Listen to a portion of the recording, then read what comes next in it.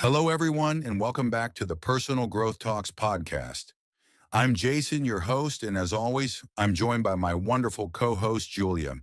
Hey, Julia, how are you doing today? Hi, Jason. I'm doing great. Thank you. I'm so excited for today's topic. It's one that feels so relevant right now. How about you? Absolutely, I'm thrilled as well. We're just a few days away from welcoming 2025, and there's no better time to hit the reset button and organize our lives for the year ahead. Whether it's about decluttering, setting goals, or just getting a fresh perspective. Today's episode is all about helping you start the new year with a clear mind and a solid plan. Yes. And organizing and resetting your life isn't just about making resolutions that fade away after a few weeks. It's about creating systems and habits that actually stick and make a difference throughout the year. Exactly. So if you've ever felt like you need a reset or you're not sure where to start, you're in the right place. We'll share practical tips, step-by-step guidance, and motivation to help you make 2025 your best year yet. And of course, we'll keep it conversational and beginner-friendly as always. So grab a notebook if you'd like to jot down some ideas or just sit back, relax, and let's dive into how to organize and reset your life for 2025. All right, before we dive into the steps for organizing and resetting your life, let's talk about why it's so important. Julia, have you ever felt like life gets so overwhelming that you don't even know where to start? Oh, all the time, Jason. It's like carrying around a heavy backpack. You don't even realize how much stuff you've packed in there until it's weighing you down. That's a great analogy. And that's exactly what happens when we don't take time to reset. Life gets busy, clutter piles up, both physically and mentally, and we lose focus on what really matters. Taking a moment to pause and reset gives you the chance to clear that backpack and start fresh. Right. It's not just about cleaning or organizing your space, though that's a big part of it. It's also about organizing your thoughts, your goals, and your priorities. When you take time to reset, you're giving yourself clarity, which can lead to better decisions and less stress. Exactly. And let's not forget the mental health benefits.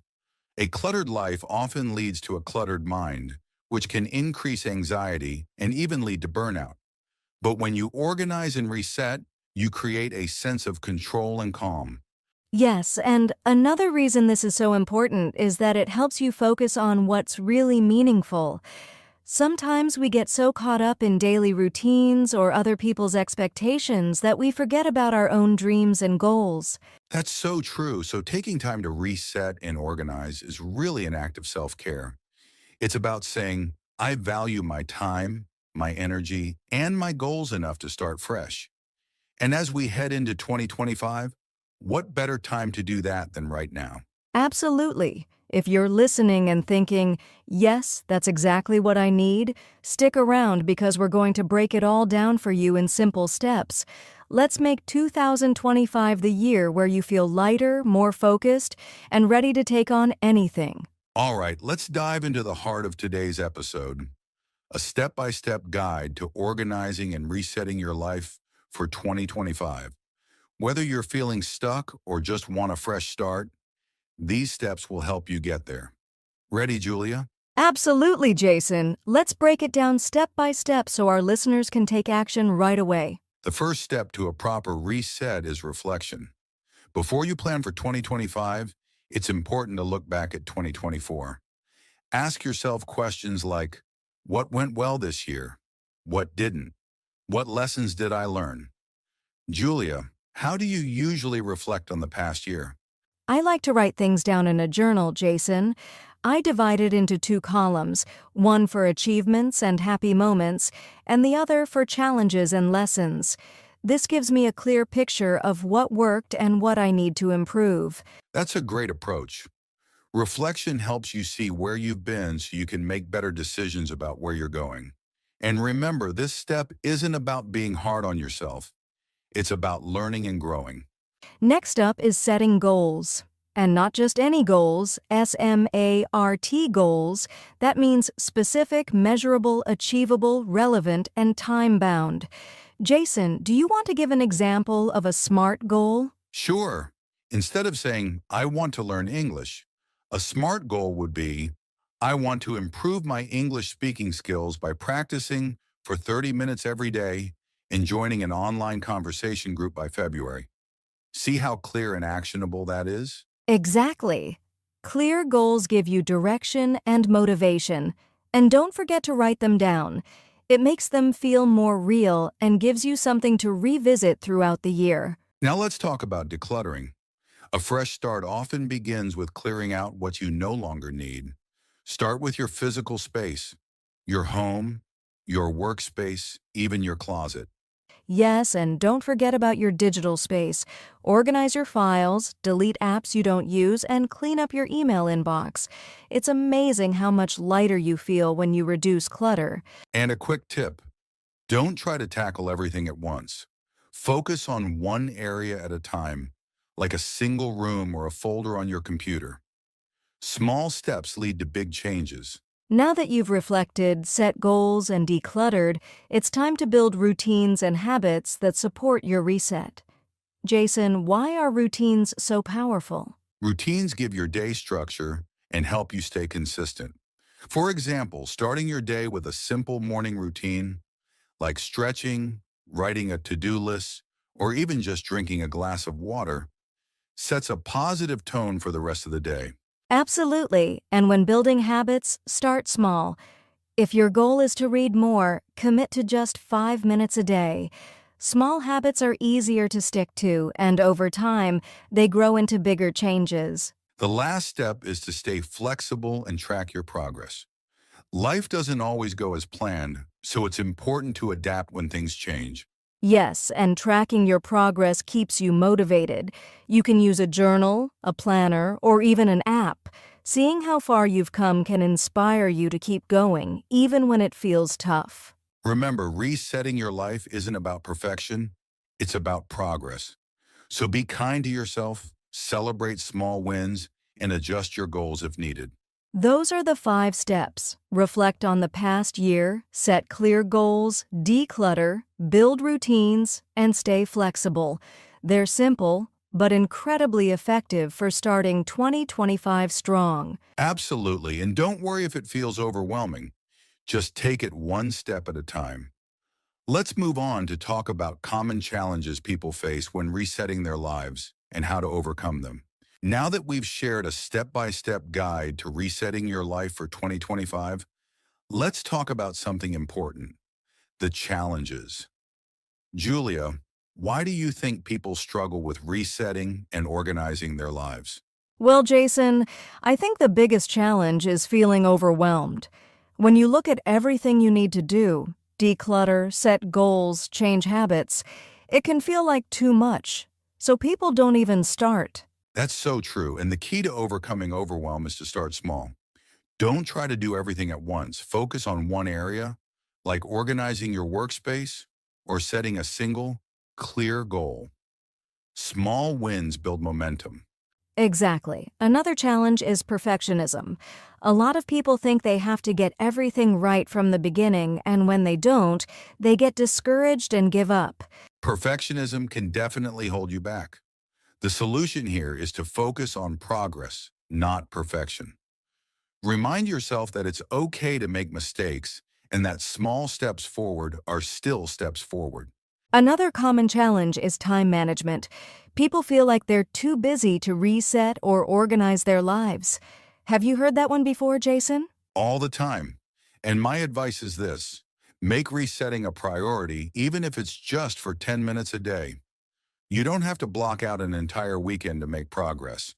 Break it down into manageable chunks. That's such a great point. Another tip is to schedule it like an appointment. If it's on your calendar, you're more likely to stick to it. One more challenge I hear often is lack of motivation. People start off excited but lose steam quickly. Julia, how do you stay motivated when you're trying to reset or organize your life? I keep my why in mind. For example, if I'm decluttering, I remind myself of how much calmer and more focused I'll feel once it's done. Having a clear reason helps me push through. That's a great tip. I'd also add that tracking your progress can boost motivation. When you see how far you've come, it inspires you to keep going.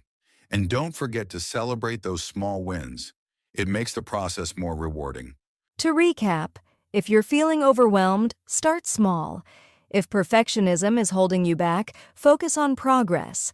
For time management, break tasks into chunks and schedule them. And if you're lacking motivation, remember your why and celebrate small wins. Exactly. Challenges are normal, but with the right mindset and strategies, you can overcome them. And now let's wrap up with some quick tips to help you stay on track throughout the year. All right, as we wrap up this episode, let's go over the key takeaways from today's conversation. Julia, what's the first thing our listeners should remember about resetting and organizing their lives for 2025? First, take time to reflect on the past year. Look back at your achievements, challenges, and lessons learned. This will give you clarity on where you're starting from and where you want to go. Absolutely. And the next step is to set clear, actionable goals for 2025. Remember, SMART goals, specific, measurable, achievable, relevant, and time-bound, are the way to go. Writing them down makes all the difference. Then, don't underestimate the power of decluttering. Clearing out physical and digital clutter helps create a fresh environment and a focused mindset. Right, and from there, build routines and habits that support your goals. Start small and stay consistent. Those daily actions will add up over time. Finally, stay flexible and track your progress. Life happens, so it's okay to adjust your plans. The key is to keep moving forward, even if it's one small step at a time. Now let's talk motivation. Julia, what advice would you give to someone who's feeling hesitant about starting fresh for 2025? I'd say, remember that resetting your life is an act of self-care. It's not about being perfect. It's about valuing yourself enough to create a life that feels fulfilling and balanced. That's such a great perspective. I'd also add that every small effort counts. Don't wait for the perfect time to start. There's no such thing. Begin with what you have and where you are, and the rest will follow. Exactly. And keep reminding yourself why you're doing this. Whether it's to reduce stress, achieve your dreams, or simply feel more in control, your why is your biggest motivator. So, as we step into 2025, let's make it the year of fresh starts and intentional living. Take these steps, embrace the journey, and trust that you're capable of amazing things. You've got this. Remember, progress is more important than perfection. Start small, stay consistent, and celebrate every win along the way.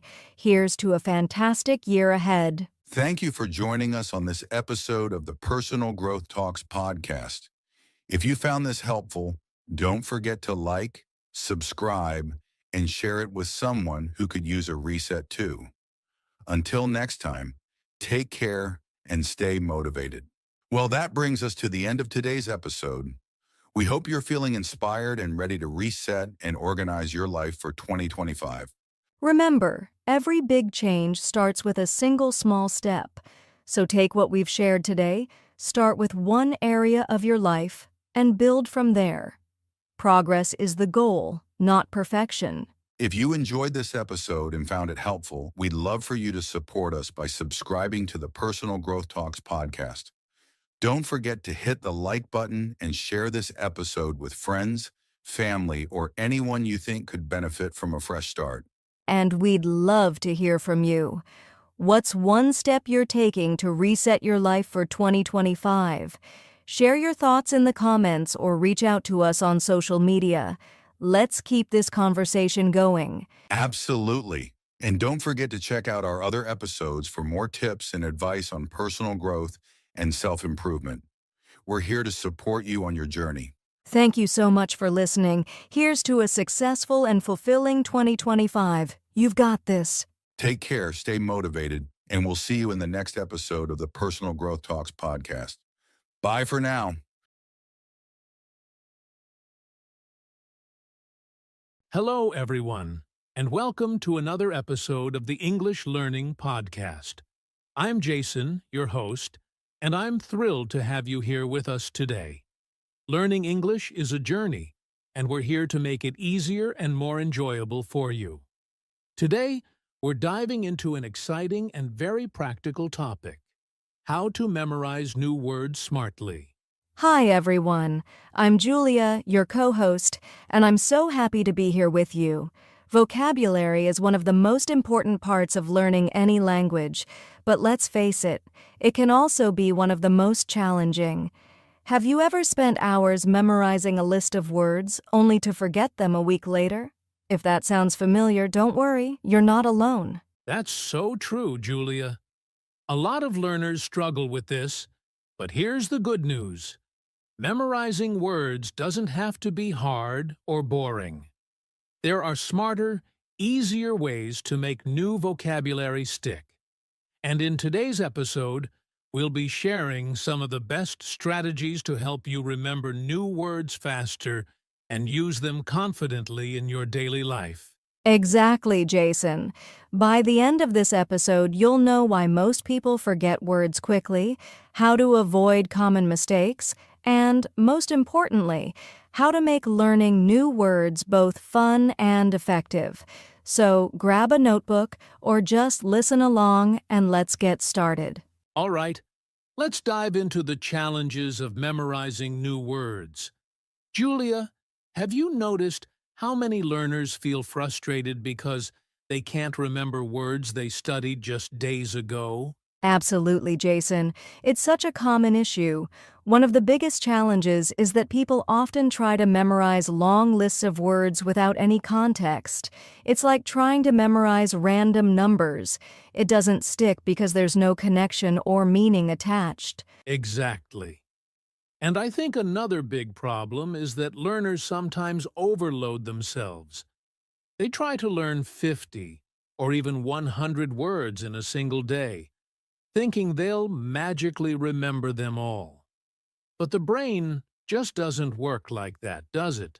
Not at all. Cramming might help you for a short-term test, but when it comes to long-term memory, it doesn't work. Plus, it can be overwhelming and discouraging when you realize you've forgotten most of the words a week later. Right. Another challenge I've seen is a lack of repetition. Many learners don't revisit the words they've learned.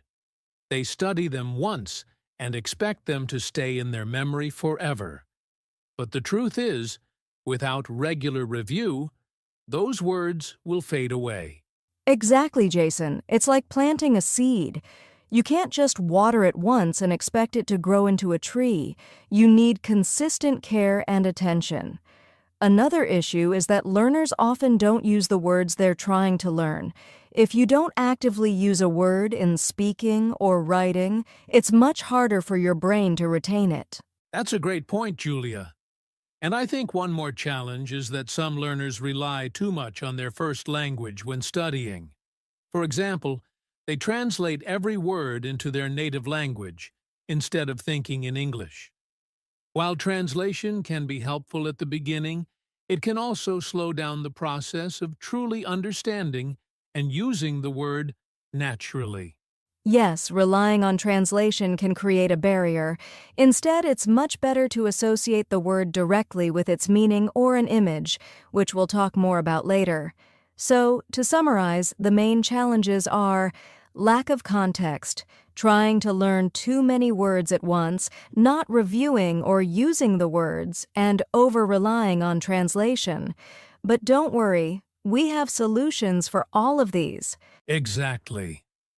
Now that we've identified the challenges, it's time to talk about strategies to overcome them. Let's explore how you can memorize new words, smartly, and make them part of your everyday English. Now that we've discussed the common struggles with memorizing words, let's talk about smart strategies that can help you memorize new vocabulary effectively and make it stick. Julia, what's the first strategy you'd recommend for learners? One of the best ways to memorize new words is through contextual learning. Instead of memorizing words in isolation, try to learn them in sentences or stories. When you understand how a word is used in different contexts, it's much easier to remember and use it yourself. Great point. So, let's say you're learning the word elaborate, which means to explain something in detail. Rather than just memorizing the definition, you could learn a sentence like, "Can you elaborate on that idea?" Or, "She elaborated on her plans for the weekend." By seeing the word in different situations, it becomes more meaningful, right? Exactly, Jason. And it's not just about learning the word in a single sentence. The more examples you see and use, the better. You could create your own sentences, or even use stories or articles to see how the word is applied in different contexts. Yes, and another technique that works really well is visualization and association. This is where you create a mental image that connects the new word to something familiar. For example, if you're learning the word mountain, you might picture a huge, snow-capped mountain in your mind. The image helps reinforce the meaning. Right, and sometimes using familiar objects or experiences to associate a word with can make it even more personal. Let's say you're learning the word smooth. You could think about the smooth surface of your phone screen or the feeling of silk. That personal connection helps you remember the word more effectively. That's a great tip, Julia. Visualization can make words feel real and tangible, which makes them easier to recall. Now, let's move on to one of the most powerful strategies: spaced repetition. Have you ever heard of this, Julia? Absolutely. Spaced repetition is based on the idea that you should review words at increasing intervals. So instead of studying a word every day for a week, you'd review it after a day, then 3 days, then a week, and so on. This method helps to keep the word fresh in your memory over a longer period. Right? And this technique is supported by a lot of research on memory. Our brains tend to forget things quickly unless we reinforce them. Using apps like Anki or Quizlet, which are designed to help with spaced repetition, can make this process much easier and more organized. And it doesn't have to be just flashcards. You can create your own spaced repetition schedule. For example, you could write down new words and review them every few days until they stick. This way, you're reinforcing your memory without cramming all at once. Exactly, Julia. And let's not forget about using the words in real-life situations. One of the best ways to really memorize a word is to actually use it in conversation or writing. Even if you don't have a partner to practice with, you can talk to yourself in English, describe things around you, or even write a short story using the words you've learned. Speaking of practicing alone, I highly recommend setting up a practice routine where you try to use the new words daily. For example, you could try to make at least one sentence with a new word every day. The more you use it, the more natural it will feel. Exactly. And remember, even if you make mistakes while using the word, it's part of the learning process. The key is consistency. Keep trying to use the word, and eventually, it will become a part of your active vocabulary. And don't forget, there's a fun way to reinforce new vocabulary through flashcards and gamification. You can turn your vocabulary practice into a game by using apps that allow you to test yourself or even make your own flashcards with pictures or example sentences. This makes learning feel more like play, and we all know that makes it more enjoyable. Flashcards are great, especially if you make them with some creativity. Maybe by adding a personal touch, like a funny drawing or a memorable sentence. The more fun and interactive you make it, the better. And for those who love visual aids, another way to help your memory is through mnemonics, a memory technique where you create a funny or memorable story to link the word to its meaning. For example, if you're learning the word gargantuan, meaning huge, You could imagine a giant gargoyle that's as big as a mountain. That's a fantastic example, Julia. Mnemonics work because they're often so absurd or funny that they stick in your mind more easily. It's a great tool for remembering tricky words. Finally, watching and listening to English content, like podcasts, movies, and songs, can also help you remember words. When you hear new words in context, it reinforces your memory. And because you're listening to them naturally, it's easier to remember them. Absolutely. So, to recap, the smartest ways to memorize words are through 1. Contextual learning, using words in sentences or stories. 2. Visualization and association, linking words to images or familiar things. 3. Spaced repetition, reviewing words at increasing intervals. 4. Using words daily in speaking or writing. 5. Flashcards and gamification, making learning fun. 6. Mnemonics, creating funny or memorable stories. 7. Watching and listening to English media, reinforcing words in context. These strategies can make learning vocabulary smarter, not harder. Remember, it's all about finding what works best for you and sticking with it. And trust me, the more consistent you are, the better your results will be. Now that we've covered some solid strategies to memorize words, let's talk about the fun side of learning vocabulary. Because, let's face it, learning English doesn't have to be boring, right? Absolutely, Jason. Making vocabulary learning fun is key to keeping yourself motivated and engaged. One of my favorite fun techniques is word association games. You can play a game where you think of a new word and try to associate it with as many different things as possible. Oh, I love that. For example, if the word is sparkling, you could associate it with things like fireworks, a shiny necklace, or even a cool glass of soda. The more connections you make, the easier it will be to remember the word. Exactly. And you can do this on your own, or even with a friend. It turns learning into a game. Another fun way to remember words is through storytelling. Create little stories using the new words you've learned. The sillier, the better. Totally. The more creative you get with your stories, the more likely you are to remember the words. For example, if you're learning the word anodus, you could make up a story about an enormous pizza that's so big it needs its own zip code. Haha, I love that. The funnier the story, the more likely your brain will latch onto it. Another playful technique is vocabulary scavenger hunts. You can challenge yourself to find new words in books, movies, or even outside in the world. For instance, if you're watching a movie, try to write down 5 new words that you hear and use them in your own sentences later. That's a fun one, especially because it adds a bit of adventure to the learning process.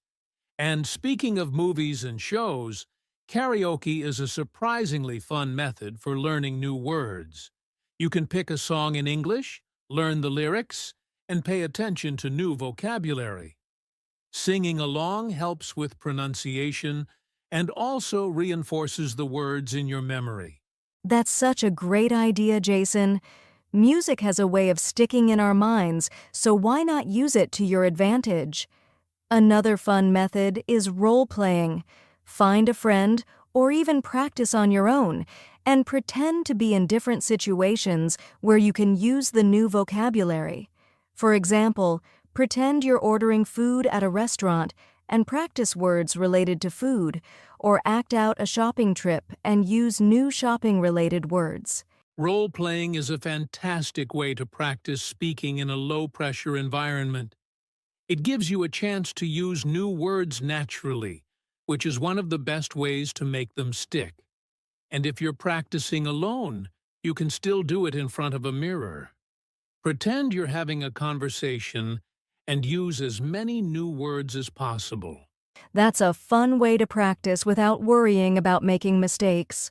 And if you like a challenge, you can even make your own word quizzes. Set up a little quiz for yourself where you write down definitions or use the words in sentences, and then try to guess which word matches each definition. You could do this once a week and test your progress. That's a great way to track your growth while keeping it fun. Plus, when you get the answers right, it gives you that sense of achievement that motivates you to keep learning. Exactly. And another fun way to reinforce vocabulary is through comics or cartoons. If you like drawing, create a comic strip using the new words. Or if you're not an artist, you can find online comics in English. The visual context helps reinforce the meaning of the words while keeping it lighthearted and enjoyable. Wow, these are some amazing fun techniques. To summarize, here are the playful methods that can help you retain vocabulary. 1. Word association games, linking words to as many things as possible. 2. Storytelling. Create funny, memorable stories using new words. 3. Vocabulary scavenger hunts. Find new words in movies or the world around you. 4. Karaoke. Sing along to songs to learn new words and improve pronunciation. 5. Role-playing. Act out situations using new vocabulary. 6. Word quizzes. Test yourself to track progress and stay motivated. 7. Comics or cartoons. Draw or read comics to reinforce new vocabulary with visuals.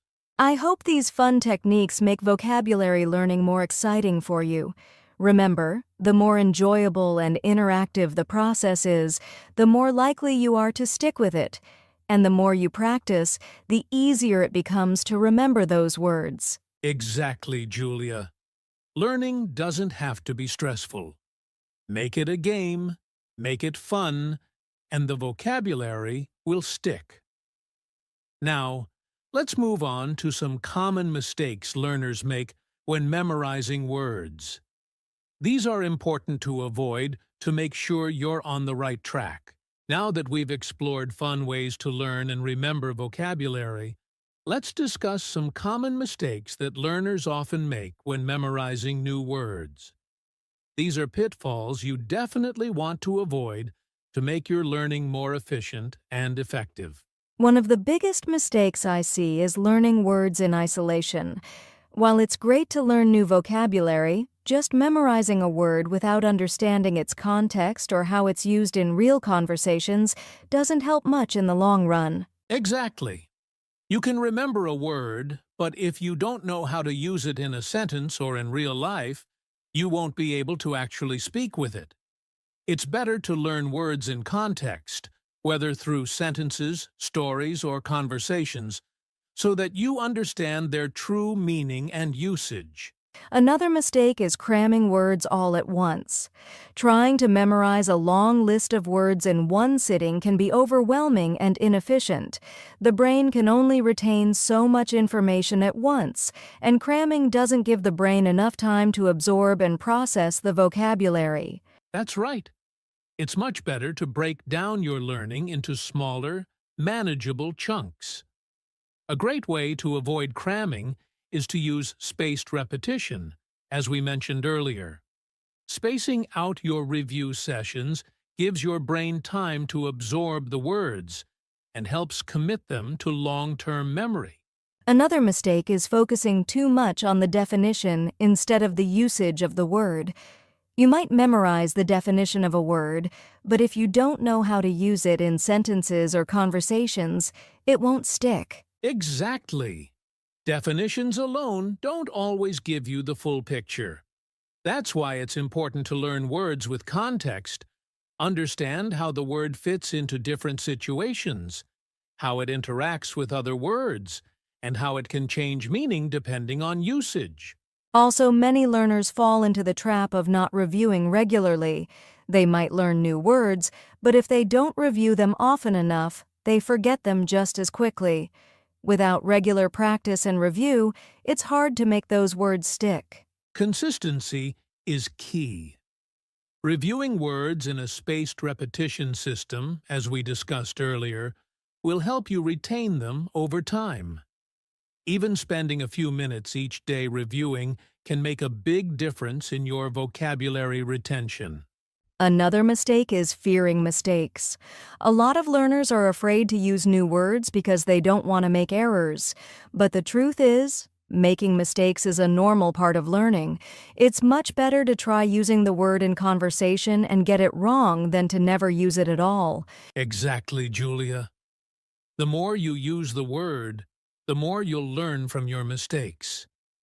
It's about practice and not being afraid to make errors. So, don't be shy. Speak up and use the new words you've learned. Lastly, some learners stick to the same vocabulary and don't challenge themselves with more complex words. If you only focus on easy, basic words, you won't expand your vocabulary as much as you could. It's important to keep pushing yourself and learning words that stretch your vocabulary range. That's a great point. Don't be afraid to go beyond the basics. Challenge yourself with new, more advanced vocabulary as you get more comfortable with the language. It'll help you sound more fluent and express yourself more clearly. So, to summarize, here are some common mistakes to avoid when memorizing words. 1. Learning words in isolation. Learn words in context to understand their usage. 2. Cramming all at once. Break up your learning into smaller, manageable chunks. 3. Focusing only on definitions. Learn how to use words in sentences and conversations. 4. Not reviewing regularly. Make consistent review part of your learning routine. 5. Fearing mistakes. Don't be afraid to use new words and make mistakes. 6. Sticking to easy words. Challenge yourself with more complex vocabulary. Great recap, Julia. Avoiding these mistakes will help you memorize words more effectively and use them confidently. Now, to finish up, we'll share some final tips on how to stay motivated in your vocabulary learning journey. All right, let's quickly recap what we've covered in today's episode. We've discussed several strategies and techniques to help you memorize new words smartly and effectively. First, we talked about the challenges many learners face when memorizing new vocabulary. Things like forgetting words, feeling overwhelmed, or struggling to remember how to use them in conversation. Then, we shared smart strategies for memorizing vocabulary, like breaking down words into smaller parts, using the method of loci, and regularly reviewing words with spaced repetition. We also highlighted some fun techniques to make vocabulary learning more enjoyable, such as word association games, storytelling, role-playing, and even using karaoke to reinforce new vocabulary in a fun and engaging way. And of course, we went over common mistakes to avoid. These include learning words in isolation, cramming, focusing only on definitions, not reviewing enough, and being afraid of making mistakes. Remember, learning is all about practice and consistency. To wrap it up, we hope you feel more confident in your vocabulary learning journey. If you keep using the strategies we've shared, stay consistent, and don't be afraid to have fun with it, you'll definitely see progress in your English skills. That's right, Julia. So keep practicing, stay motivated, and remember, the key to mastering vocabulary is to make it part of your daily life. Use those words in conversation, make connections, and keep challenging yourself. Thank you for tuning in to today's episode of the English Learning Podcast. We hope you found these tips helpful. Don't forget to subscribe, leave a review, and share the podcast with friends who might benefit from it. Until next time, keep speaking, keep learning, and keep growing your vocabulary. Take care, and see you in the next episode. Hey everyone, and welcome back to the English Learning Podcast. I'm Jason, and today we have an exciting episode for you. If you've ever felt stuck in English, maybe you forget words, hesitate while speaking, or just don't know how to keep a conversation going, don't worry. You're not alone. And today, we're going to help you break free from that frustration. That's right, Jason. Hi, everyone. I'm Julia, and I totally understand how it feels to get stuck when speaking English. I've seen so many learners lose confidence because they get stuck on a word or can't express themselves the way they want. But here's the good news. There are simple and effective ways to never feel stuck again. Exactly. In today's episode, we're going to talk about why learners get stuck in English, and more importantly, how to overcome it. By the end of this podcast, you'll have practical tools to speak more smoothly, think in English faster, and never freeze in a conversation again. So if you're ready to boost your English confidence and speak without hesitation, stay with us till the end. All right, let's start by understanding why English learners often feel stuck. What's really going on? Let's break it down. So, before we talk about how to never get stuck in English, let's first understand why it happens in the first place. Julia, from your experience working with English learners, what do you think is one of the biggest reasons people feel stuck? Great question, Jason. One of the most common reasons is lack of confidence. Many learners are afraid of making mistakes, so they hesitate and overthink before speaking. They feel nervous, and that nervousness makes them forget words, even words they already know. Yes, and the funny thing is, even native speakers make mistakes all the time, but they don't worry about it. They just keep going. But when English learners make a mistake, they feel embarrassed and stop talking. Exactly. And that leads to the second big reason, fear of judgment. Many learners worry too much about what others will think. They ask themselves, what if I say something wrong? What if people laugh at me? But in reality, most people don't care if you make a small mistake. That's such an important point. Let me ask our listeners, have you ever stopped yourself from speaking because you were afraid of saying the wrong word? If yes, you're not alone. Now, another reason learners get stuck is limited vocabulary. Julia, have you ever heard someone say, I want to say something, but I don't know the right word? Oh, all the time. If you don't have enough words to express your thoughts, you will get stuck. But here's a secret: you don't need a big vocabulary to speak fluently. You just need to learn how to explain things in different ways. Exactly. And we'll talk about how to do that later in this episode. But another reason people struggle is overthinking grammar. Some learners try to make their sentences perfect before they even say them. Yes, and that makes them speak very slowly, or worse, they just freeze.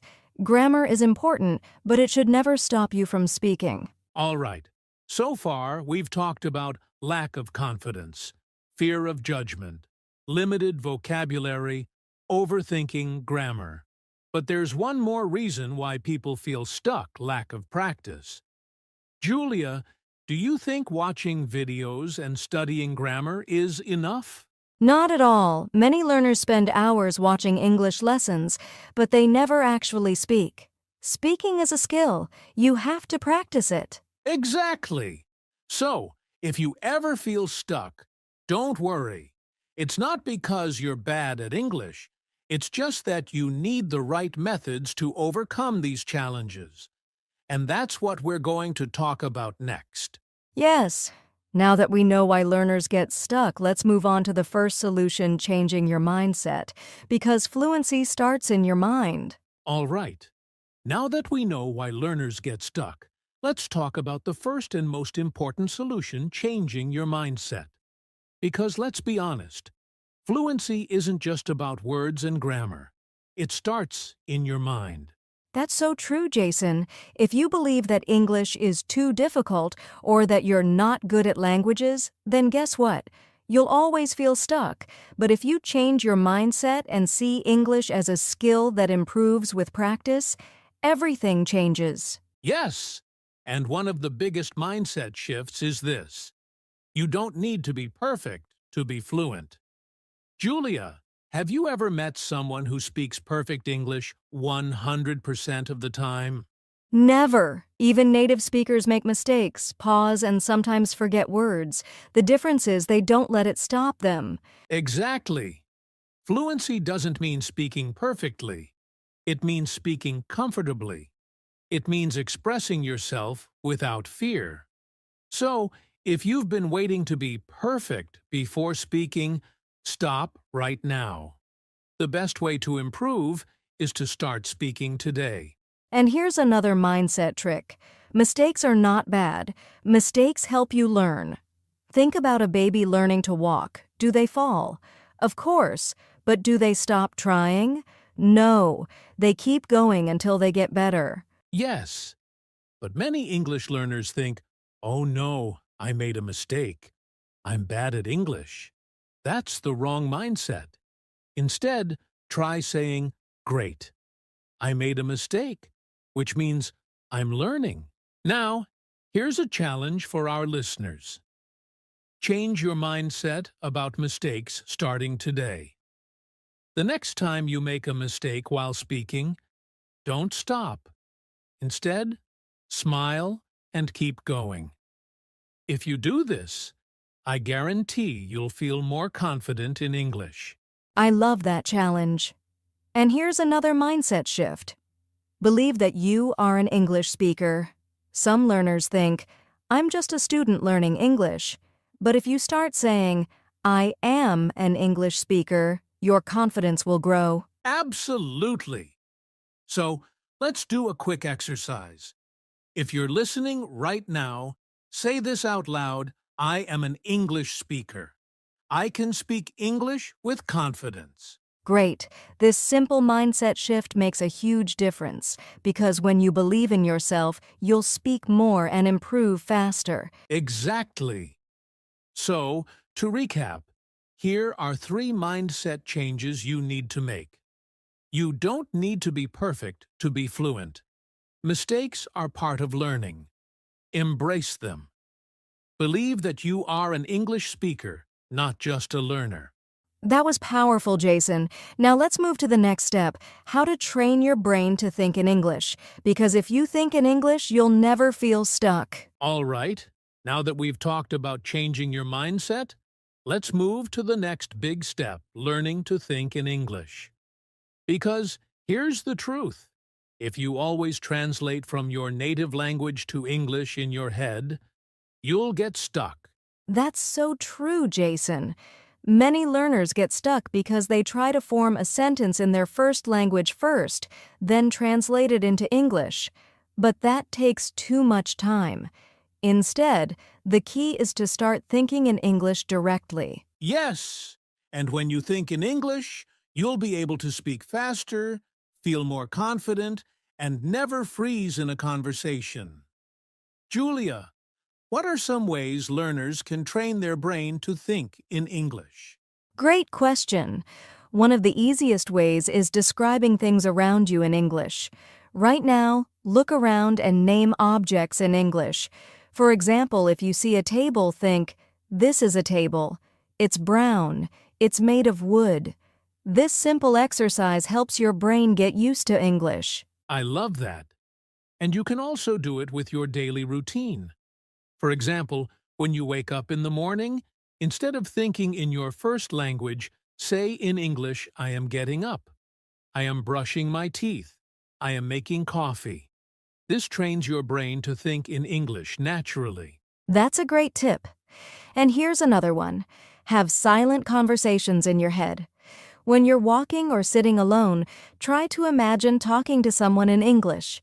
Ask yourself questions and answer them, like, what am I going to do today? Or, what do I want to eat? Yes. And if you don't know a word, don't stop. Instead, describe it. For example, if you forget the word umbrella, you can say, it's something you use when it rains to keep dry. This helps you think faster in English without getting stuck. All right, listeners, let's summarize some quick ways to start thinking in English. Name objects around you in English.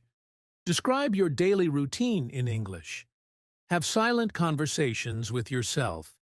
If you forget a word, describe it in another way. Yes, if you practice these daily, you'll start thinking in English automatically, and you'll never have to translate in your head again. Exactly. Now that we know how to think in English, let's move on to Solution 3: Expanding Your Vocabulary the Smart Way. Because having the right words will help you feel even more confident. Now that we've learned how to think in English, let's talk about something just as important: active learning strategies. Because let's be honest, if you only study English passively, like watching videos or listening to podcasts without interaction, you won't improve as fast. That's so true, Jason. Many learners listen to English for hours but still struggle to speak. Why? Because they're not using active learning strategies. So today, we're going to share some powerful techniques that will help you learn English faster and never get stuck. All right, let's start with the first strategy: shadowing. Julia, can you explain how this works? Of course. Shadowing is when you listen to a native speaker and repeat what they say immediately, without pausing. It helps improve pronunciation, rhythm, and confidence. Yes, and you can do this with podcasts, TV shows, or YouTube videos. Just pick a short clip, listen to a sentence, and try to repeat it at the same speed as the speaker.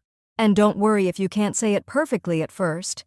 Just keep practicing and your brain will get used to English sounds. Great! Now, let's move to the next technique: the 5-second rule. This is a game changer. When someone asks you a question in English, give an answer within 5 seconds, no matter what. I love this because many learners pause too long, thinking of the perfect answer. But in real life, you don't have time to translate. This forces you to think quickly and use the words you already know. All right, here's another active learning method: teach someone else. Even if you're not an expert, when you explain something in English, you remember it better. Yes, you can teach a friend, a family member, or even speak to yourself in the mirror. When you try to explain things, you train your brain to use English more naturally. And here's one more trick: write short daily summaries in English. At the end of the day, write 3 to 5 sentences about what you did. This helps you practice thinking and writing in English without stress. All right, let's quickly recap the 4 active learning strategies we shared today. Shadowing repeat after native speakers to improve fluency. 5-second rule: answer questions quickly to train your brain. Teach someone else. Explaining things helps you remember them. Daily summaries: write a few sentences in English every day. If you use even one of these methods daily, you'll improve so much faster and never feel stuck in English again. Exactly. Now that we know how to learn actively, let's move on to Solution 4: the power of speaking every day. Because the best way to improve is to actually use English in real life. All right, we've talked about changing your mindset, thinking in English, and using active learning strategies. Now, let's focus on the most important part: keeping conversations flowing. Because let's be honest, many learners get stuck in the middle of a conversation and don't know what to say next. Exactly. They pause, feel nervous, and sometimes even stop talking completely. But today, we're going to share some easy techniques to keep a conversation going smoothly, even if you don't know what to say. All right, let's start with the first tip: use simple fillers instead of staying silent. That's a great one. If you don't know what to say, don't just freeze. Instead, use fillers like, "That's a good question. Well, let me think. That's interesting." This gives you time to think, without making the conversation awkward. Yes, and here's another tip: Ask follow-up questions. Instead of just answering with yes or no, keep the conversation going. For example, A. Do you like traveling? B. Yes, I do. I love visiting new places. How about you? This makes the conversation more natural. That's so important. And if you don't know what to ask, just use the WH questions. What do you think? Why do you say that?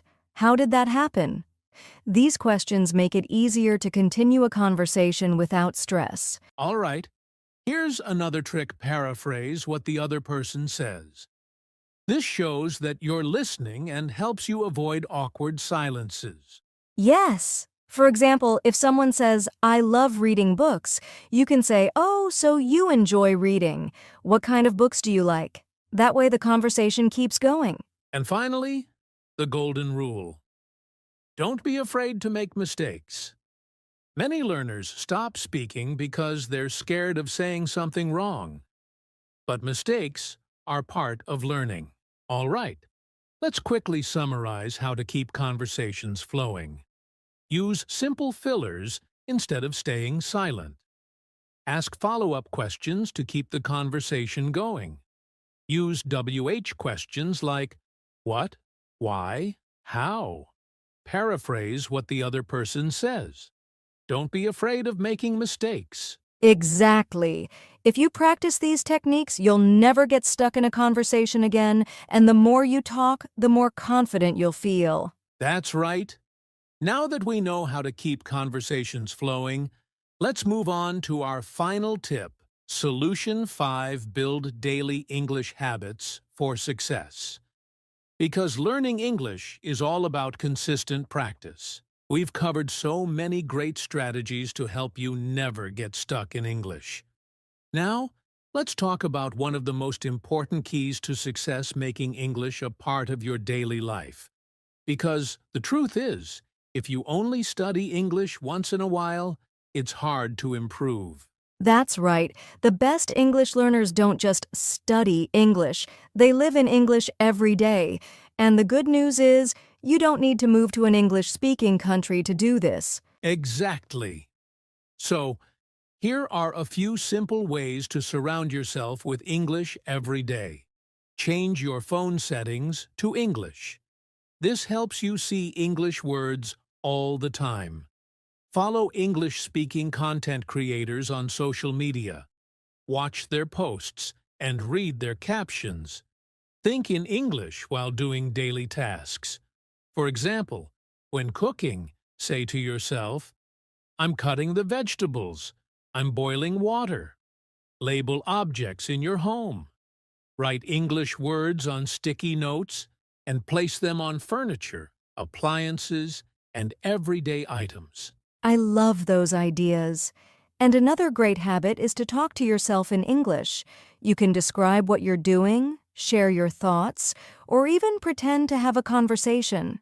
It might feel funny at first, but it really helps with fluency. That's such a powerful habit. And here's one last tip: make English learning fun.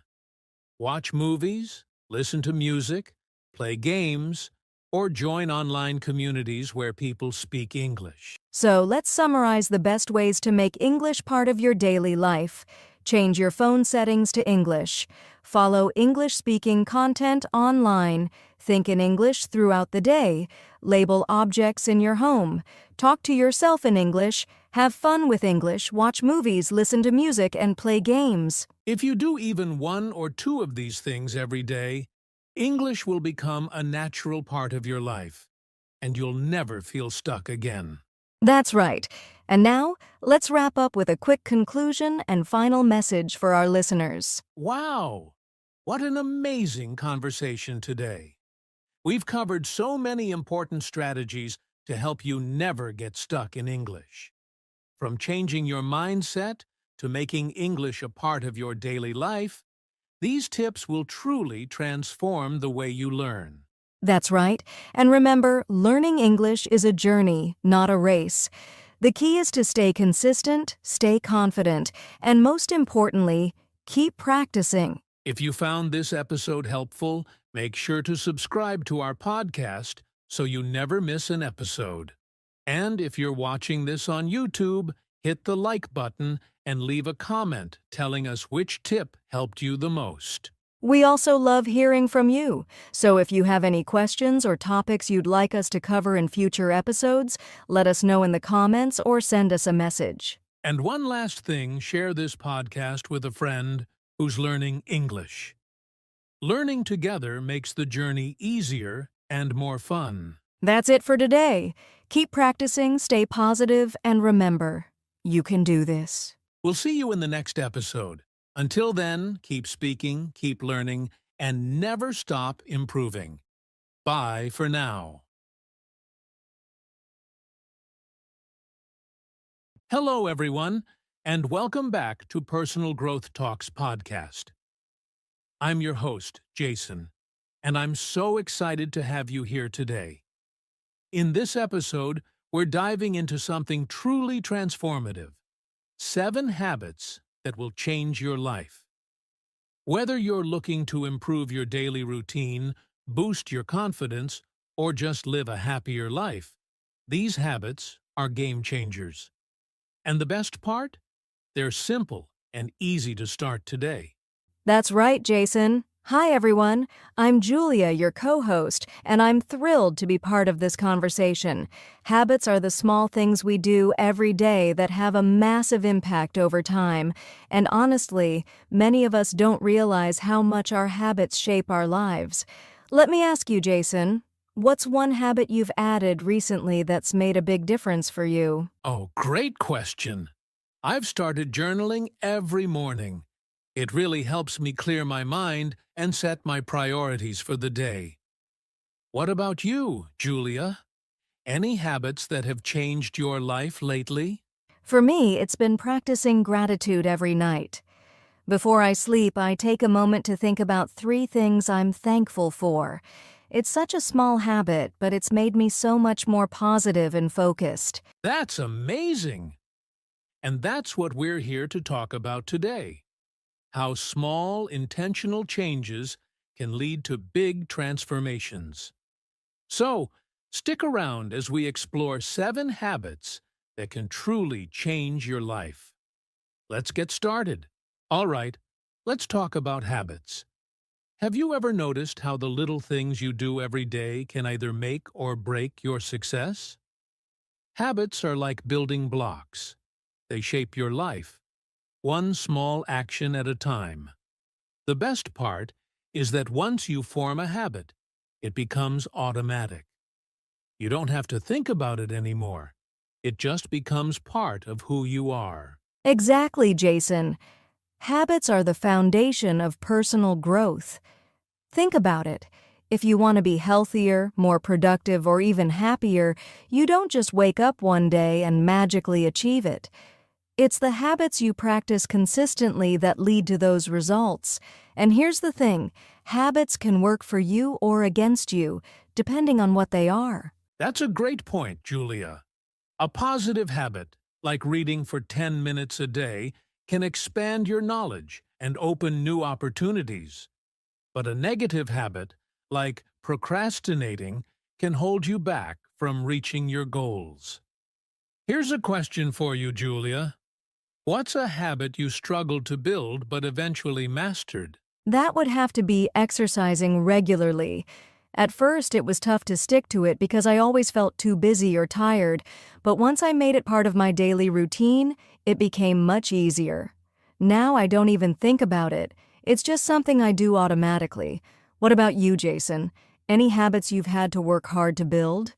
For me, it was setting clear goals. I used to just go with the flow, but I realized I wasn't making much progress. Once I started writing down my goals and reviewing them weekly, everything changed. It gave me direction and purpose. And that's the beauty of habits. They can transform your life in ways you didn't think were possible. The key is starting small and staying consistent, and that's what we're going to explore next. 7 habits that can truly change your life. Let's get into it. All right, Julia, It's time to dive into the 7 habits that can truly change your life. These aren't complex or overwhelming. They're simple steps anyone can start today. Ready to get started? Absolutely, Jason. Let's take it one habit at a time, and I'll chime in with tips or examples along the way. What's the first habit? The first habit is creating a morning routine. How you start your day sets the tone for everything that follows. Even something as simple as waking up 15 minutes earlier to meditate, exercise, or plan your day can make a huge difference. That's so true. For me, starting my day with a cup of tea and some journaling helps me feel calm and focused. If you're not sure where to start, try adding one small thing like stretching for 5 minutes or drinking a glass of water. Next, we have daily gratitude. Taking time to appreciate the good things in your life helps you focus on the positive, even during tough times. It's such a simple habit, but it can change your mindset. I completely agree. One way to practice gratitude is by writing down 3 things you're thankful for each day. It doesn't have to be big. Something like enjoying a sunny day or a kind word from a friend works perfectly. The third habit is setting clear goals. If you don't know where you're going, how will you get there? Writing down your goals and breaking them into smaller steps makes them feel achievable. Exactly. And don't forget to review your goals regularly. I like to set weekly goals and reflect on my progress every Sunday. It keeps me motivated and on track. The fourth habit is active listening. When you truly listen to others, you strengthen your relationships and learn so much more. It's not just about hearing, it's about understanding. Right. A simple tip for active listening is to maintain eye contact and nod occasionally to show you're engaged. And avoid interrupting. It makes the speaker feel valued and heard. The fifth habit is consistent exercise. Taking care of your physical health has a direct impact on your mental well-being.